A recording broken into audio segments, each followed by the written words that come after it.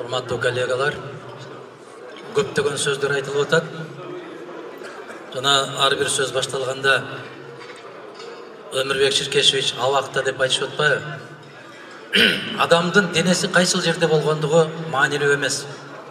Адамдын жүрөгү кайсыл жерде. Өздөрү бул жерде олтуруп, жүрөктөрү абакта болгондордон Кудай сактасын. Жүрөк абакта калган жаман. Адам деңиздин астында болобу, же асманда болобу, кайсы жерде жүрсө дагы жүрөгү эркин болуп, каалаган сөзүн айта албаса, каалаган пикирин айта албаса, жетеленген малдай болуп жүргөн, өткөргөн өмүрү бул өмүр эмес. Кыска өмүрлөр болот, кыска жасаган жумуштар болот. Мына ошол тарыхта жарык этип жанган жылдыздай болуп кала берет. Ошондуктан жанагы абакта жатат, аякта жатат, биякта жатат дегендерди мен айтам да, адамдын жүрөгү эркин болсо, ал жашоонун рахатын сезе берет. Кайсыл жерде экенине карабастан. Мен баарыбызга кааларым ушул: жүрөгүбүз эркин болсун. Ар бир нерсени убагында айта билели. Ар бир нерсе ачуу болсо да, таттуу болсо да айта билели.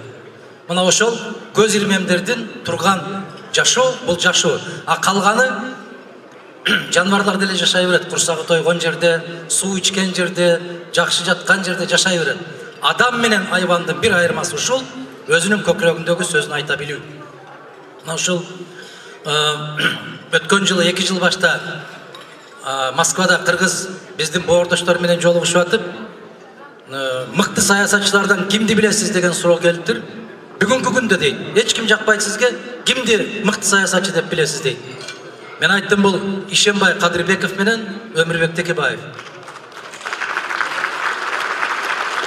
Саясатчымын деп жүргөндөр көп. Алар көп. Бүгүнкү күндө аябай саясатчылар көп Кыргызстанда. Серепчилер да көп.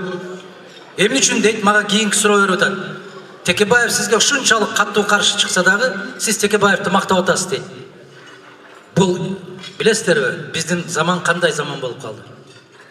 Жаман көрүү деген жаман көрүү эмес. Жаман көрүү көз караштардын кагылыштары, позициялардын ар кандай болушу. А инсан катарында сурап атпайсыздар сиздер.